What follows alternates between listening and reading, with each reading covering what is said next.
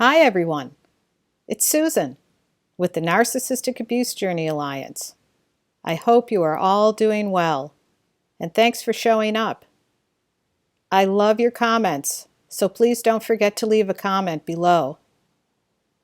Since we're into a new year now, I got to thinking about what kind of relationships I want to forge this year, and other important things I want to try and get done. This month it will be 7 years since my smart, handsome, loving husband Nicholas died. Nick died after a valiant struggle with a rare, slowly degenerative, incurable neuromuscular disease called Friedreich's ataxia. For those of you who have been following me, please just bear with me for a minute with this. Nick's initials are NAJ, the birth and inspiration for the Narcissistic Abuse Journey Alliance. Nick was an empath, not a toxic narcissist. But Nick's parents were highly narcissistic, and together we were a united front dealing with our narcissistic family members. Nick had depth. He wasn't shallow or a phony. He had bigger fish to fry and was focused. A mechanical engineer, and not easily drawn into the drama of life. He was a stable Mabel. I was thinking about our relationship the other day, and feeling sad, and missing him, and missing how nice our relationship was. I dated quite a few skunks before I met Nick, so I know the difference between someone who is authentic and genuine from someone who's not. When Nick and I would talk about why we loved and liked each other so much, Nick would always say, "Because it's natural." And I would laugh and say, "Ooh, natural. Ooh!" That always made me laugh. I always thought that was sweet and funny. But you know what? He was right. Even with the stressors of dealing with his health condition, we complemented each other, got along famously, and made each other laugh. Nick was a team player. Sure, we argued. It's healthy to argue, but it was always short-lived and never venomous. We had shared values and a shared vision of what was important to us in life. But it wasn't always that way for me. I was a narcissist magnet for years, and always putting up with way too much toxic baloney and giving too many chances. I was high on hopium. But I turned that around by doing some important emotional healing homework. We shouldn't stop being who we are. We need to celebrate our uniqueness and bright light. But we can take a hard look at our own behavior and what's causing us difficulty and/or pain, and make appropriate adjustments. And adjustments as to who we allow into our lives, too. I'm not saying I'm 100%. I still get drawn in by toxic people and manipulators from time to time. But I'm older and wiser now, and I recognize the signs and symptoms and get out fast. You can't change things that you're not aware of. Going and growing is a lifelong process. It never ends. Narcissists don't grow or change. They are entitled, parasitic ingrates, spineless too. They're uncooperative and rigid. They lack empathy, and everything has to be on their terms, always. So, I think Nick was right. As corny as it might sound, a romantic relationship should feel natural. When you're in a good relationship with someone, you shouldn't have to pull teeth in order to get your needs met. You should be in tune with each other and feel comfortable. There should be reciprocity, give and take, honesty, mutual support, and goodwill. Problem is, that isn't very exciting, right? That's where we sometimes get into trouble. We think having to struggle with someone all the time and being uncomfortable is a normal thing. It's not. If we're having trouble in a relationship, we need to look at our family of origin dynamics, our childhood experiences, and start there, and ask ourselves, what is it about this person that reminds me of someone in my family growing up? A destructive narcissist or toxic person wants us uncomfortable. They're masters of drama and chaos. They're control freaks, and their priority is to make sure they have the control at all times. It's not natural. They're not team players. They are so difficult and uncooperative and wanting us jumping through hoops for them, having everything revolve around their schedule and their needs. This isn't a natural flow in a relationship. It's a wall. A narcissist can't be vulnerable, loves to stonewall, so everything is orchestrated and forced in order to serve them. Destructive narcissists have no skill set for relationships. Their relationship skills are non-existent. They can't connect with others on a meaningful level. This is a scientific fact.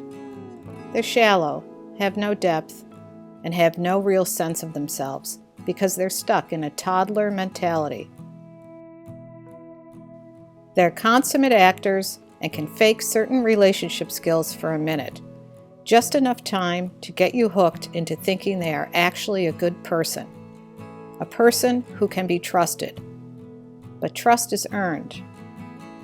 And we soon find out that whenever their mouth is moving, they are lying, trying to gaslight us, keep us in a confused state, in the dark. They want us questioning ourselves. It's a way of distracting us from the truth and the massive manipulation games they play. They aren't aligned and are inconsistent. What they say and do 9 times out of 10 doesn't line up or match up. This isn't natural. It's unnatural. It's one of the indications that a person is disordered. A person who is aligned does what they say they will do and communicates if they can't follow through for whatever reason. Most of the time, our intuition kicks in, but we ignore it. We ignore that sick feeling in our stomach that tells us something is dreadfully wrong. This person isn't honest. They're trying to distort our reality all the time, pull the wool over our eyes. This is behavior that causes angst and sleepless nights. It's behavior that's a big red flag, a headache, and an energy drain, and an ugly behavior pattern exhibiting no empathy. Struggling in a relationship is not where it's at. A relationship should be a safe haven, a place where you can be yourself and express your needs and be heard. A place where there's a dialogue when a problem arises, not a screaming match. A good relationship takes teamwork, and the couple are helpmates to each other. That's how I see it anyway. A destructive narcissist is severely limited. They are completely incapable of stepping up to the plate in a relationship, doing what's right, having your back, apologizing, or whatever it takes to make amends. They can't do it because they're perfect, of course, and nothing is ever their fault. When you're out with them in public, did you ever notice how they love to give their sexual energy away? And I don't mean just being friendly.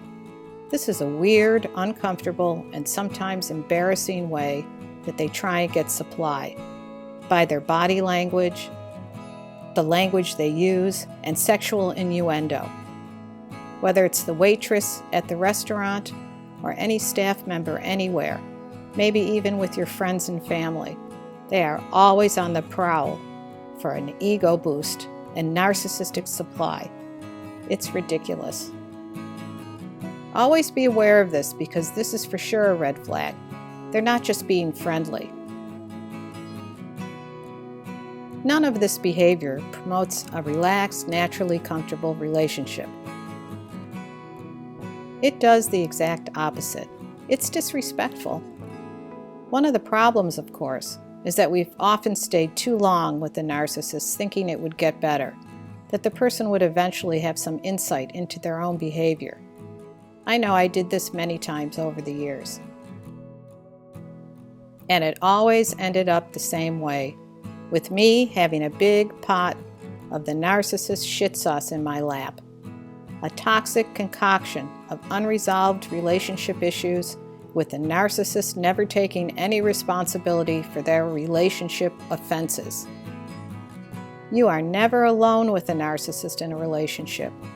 More times than not, the narcissist is wrapped up in addictions, such as alcohol, drugs, sex, gambling, and of course, trying to get narcissistic supply constantly.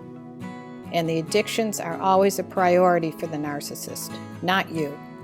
You will always be triangulated with something or someone with a narcissist. The good news is creating a great relationship is possible. When we do our inner work and figure out what really makes us tick, recognizing and discerning what and who is good for us and what is not gets easier.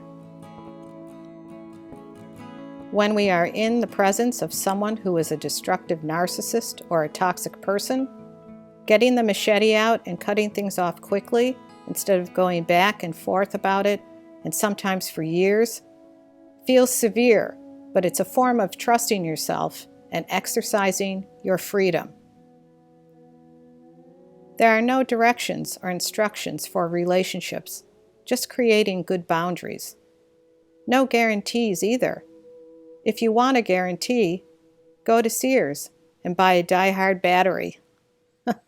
I love saying that, but I guess I won't be saying it much longer, since I think I just read next month Sears is going out of business for good and liquidating everything. Anyway, enlightenment tends not to be a straight path. It's often a zigzagging struggle to come to terms with our own reality. Feeling a natural energy flow in a romantic relationship is worth its weight in gold.